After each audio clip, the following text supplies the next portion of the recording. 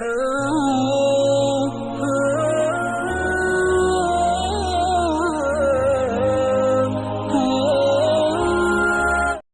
ابن کثیر میں مسند احمد کے حوالے سے ایک حدیث نقل کیا ہے.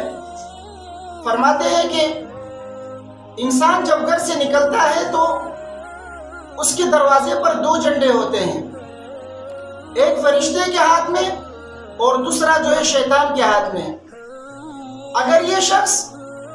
اچھے کام کی نیت سے وہ گھر سے نکلا ہے اور اللہ کو خوش کرنے والے کام کے لیے نکلا ہے تو فرشتہ اپنا جھنڈا لے کر اس کے ساتھ ہو جاتا ہے اور واپسی تک جو ہے یہ فرشتے کے جھنڈے کے نیچے رہتا ہے. اور اگر یہ غلط کام کی نیت سے یہ گھر سے نکلا ہے اور اللہ کو ناراض کرنے والے کام کے ارادے سے نکلا ہے تو شیطان اپنا جھنڈا لے کر اس کے ساتھ ہو جاتا ہے